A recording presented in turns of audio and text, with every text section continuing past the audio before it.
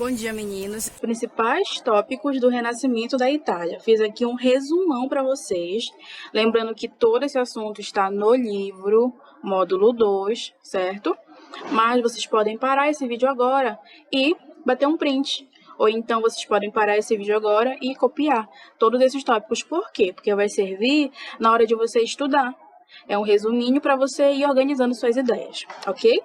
Então, olha lá. Primeiro tópico muito importante, que eu já falei para vocês. Na Itália, havia muitas famílias ricas que acabaram patrocinando esses artistas do Renascimento, certo? Essa relação entre as famílias ricas e esses artistas ficou conhecida como mecenato. E quem fazia esse patrocínio eram chamados de mecenas, certo?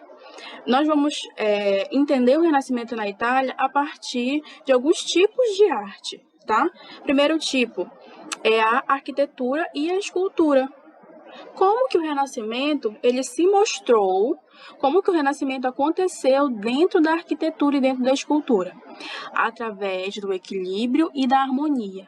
Ou seja, os artistas do Renascimento, eles trouxeram equilíbrio e harmonia para as obras, para as construções da época. E esse equilíbrio e essa harmonia vem lá da Grécia Antiga, que era um momento de inspiração deles, era um momento que eles valorizavam da história, ok? Outro tipo de arte, a música. Lá no livro de vocês está explicando dois tipos, que é a polifonia e a música madrigal. A polifonia, presta só atenção no significado dessa palavra.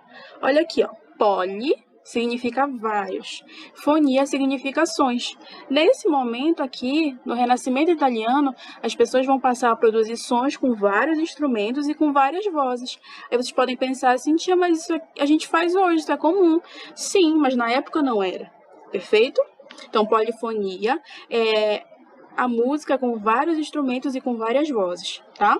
E a música madrigal é como se fosse uma música cantada em coral e em versos.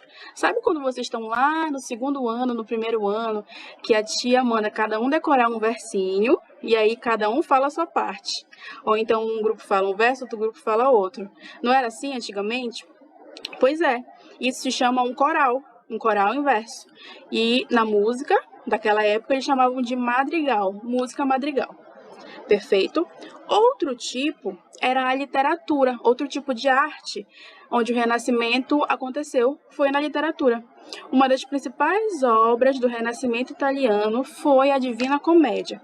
A Divina Comédia não é um livro pequeno e não é um livro para todas as idades, porém foi o livro mais famoso disparado do Renascimento italiano, porque esse livro ele traz alguns temas muito novos para a época e traz alguns temas interessantes para as pessoas da época. Por quê? Porque nessa Divina Comédia fala da história de um homem chamado Dante, e o autor se chama Dante, que vai fazer uma viagem pelo inferno, pelo purgatório e pelo paraíso, tá? Então ele vai mostrar como era a ideia dele de inferno, como era a ideia dele de purgatório e tudo mais, ok? Na pintura, nós também vamos ter Renascimento, e na pintura é talvez o local de maior repercussão do Renascimento italiano. Por quê? Porque vai surgir uma mudança nos temas dessas pinturas e vai surgir novas técnicas, principalmente uma técnica chamada perspectiva. A gente vai entender isso melhor lá no final. Primeiro eu quero falar com vocês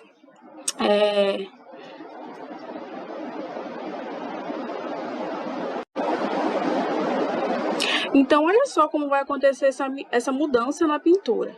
Percebe aqui, ó, que eu tenho uma pintura da Idade Média. Olhem bem a diferença.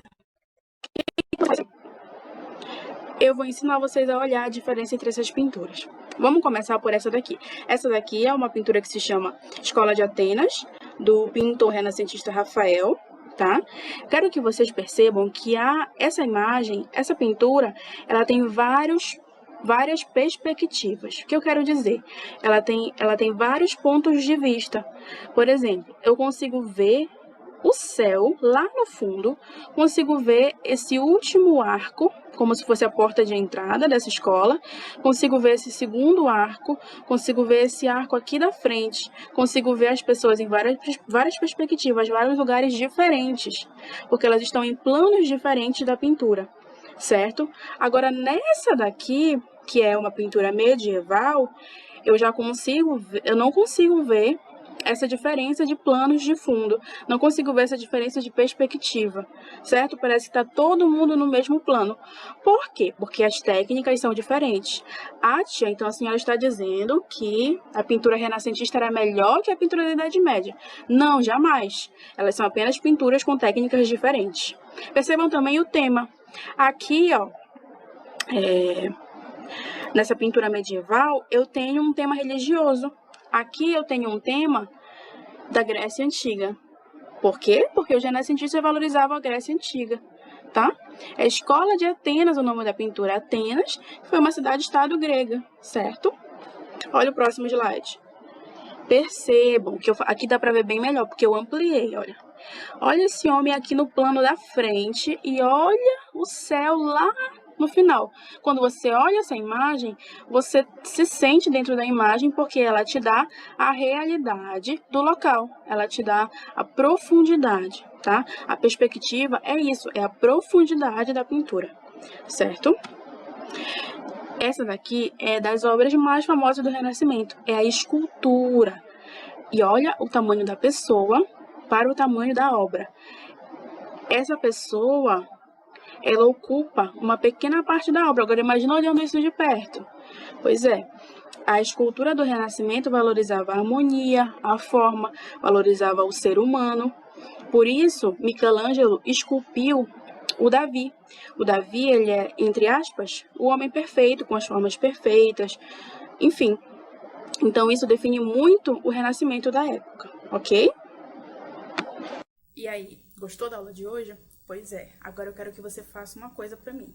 Quero que você vá lá no seu livro e dê uma lida nessa matéria. As páginas são as seguintes: 304, 305, 306 e 307. Lá no módulo 2, ainda naquele capítulo de Renascimento e Humanismo. Combinado? Até a próxima aula, meninos!